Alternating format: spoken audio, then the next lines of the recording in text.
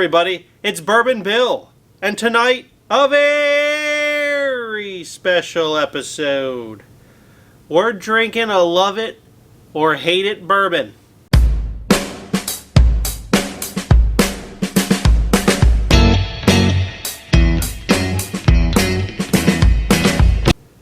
None other than George Dickel 8-year bourbon. So, for those that do not know, I believe this was new for 2022. By far, we're probably the last channel to do a review on it. There's been a lot of reviews. Generally people kind of hate on George Dickel. They say, it has that mineral note, and I don't care for it. That's what you hear a lot. Now, here on Bourbon Bill's channel, we generally like the higher aged and over 100 proof offerings. We don't mind those. Here on this channel, we find them to be enjoyable. So I will link it above. I did a video between my 13-year bottle and bond from 2021 and my 15-year single barrel that I had. That was also 101 proof or so. I did a drink off between those two, so I will link that above. If you'd like to go watch it, please do. Now, when I did that review, this was not out. This is the 8-year bourbon. So it no longer says Tennessee whiskey. It says bourbon. And, the bottle shape's got the ridges, the cork, the old George Dickel embossed here. It's a delightful looking bottle. In fact, it's the same bottle as the bottled in bond with the blue label. So, we got the gold here versus the blue. So, if you're familiar with that bottle, it would be the same as this one. Now, it's going to be hard to see, but I held these up to the light, and honestly, between this 8-year, the 13-year, and the 15-year, no difference in color hardly, which is very surprising. Normally, the older product, the darker it is, generally. Now, this sucker comes in at 45% alcohol by volume, which is 90 proof, for those that like to hear it that way. Also, it says it's aged 8 years. It says charcoal chill filtered. So this would be the opposite of non-chill filtered. Handcrafted at small batch. No robots here. Now on the back, there's just a few facts here that says they aged this in charred barrels for 8 years and then blended to perfection. So we'll find out.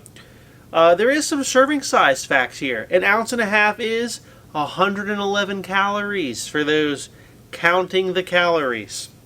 So big shout out to Brantley. Thank you, sir, for this bottle. He actually said, you know what? I don't care for it and you may have it. So if that's the recommendation on this that we're getting it, I don't care for it, you may have it. So thank you, Brantley, again. Appreciate your support of the channel. But we're gonna try this out tonight. So price on this bad boy, I believe these were like $27, $28, $25 to like $30. Generally was the pricing on these. So in that budget category. But let's without further ado, let's get into it.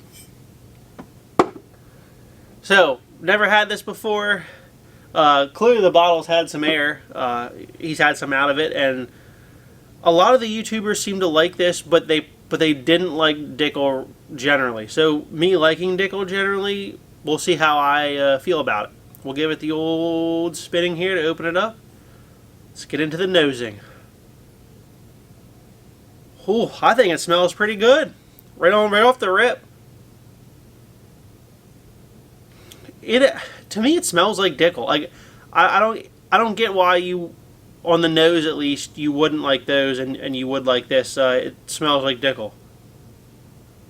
It's got that orange marmalade note coming on top. What some call the minerality. You can kind of smell that. I'm just getting like some fruits on the front. A lot of caramel. There's some oak in there too on the back end of that. But again, that orange marmalade, Flintstone vitamin note, some say, that's what you get on here. I can smell it. It's not as pronounced as others, I will say that. But there's a hint of it here on the nose anyway. Then here's some caramels, vanillas. And then orange note. It smells pretty good. Let's take a sip. That's pretty good. Kind of has like a orange creamsicle type note to it with some oak and caramel in it. Let's take another one. Just, it's not super thick, so it, and obviously it has a long enough finish for 90 proof, right? We can't expect too much out of that. Let's take one more. All the flavor kind of comes on the back end. Like up front, you just get like some generic bourbon sweetness. And then in the back end, you get some spice, the orange note, the oak, the caramel. It's like, we go like, whoo, right at the end there. And it's not a super long finish, but it is, I'd say it's a medium finish for sure for 90 proof. It's certainly not bad. If I had paid MSRP for this, I wouldn't be disappointed. It's pretty crushable. This is something that you're going to drink probably fairly quickly. Now, would I run out and like stock up? No. And not because it's not bad, but it's just there's better stuff I'd rather put my money towards. But if you're in this budget category of like 40 and under, well, actually like 35 and under, this is a good pickup. Honestly, I can't complain about it too much in terms of that. We'll add one last sip here. Soft on the palate.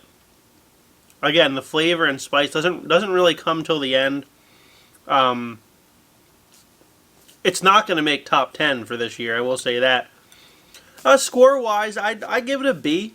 You know, it's decent. Nothing off-putting about it. Doesn't blow me away in any way, though. So if you like higher proof bourbons or you like stuff that's just super unique, it's probably not it for you. But I will say on the palate, I did mention it, on the palate, there's a lot less of that mineral Flintstone vitamins orange note. I get the orange in here a little bit, but it manages not to do it in that mineral type of way. So I could see how, if you really dislike that minerality, it's not really here on the palate at all. So this could be your gateway into George Dickel. So we will say that. Now, obviously, on this channel, we always like to compare it. So we'll try, you know, with the other ones back here. Got a little mini Glen here.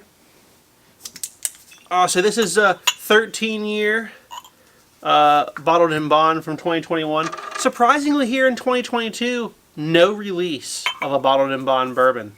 Very shocking. This was the third year they've done it, and this is the fourth year, and like they just kind of gave up. I don't know. I don't see it.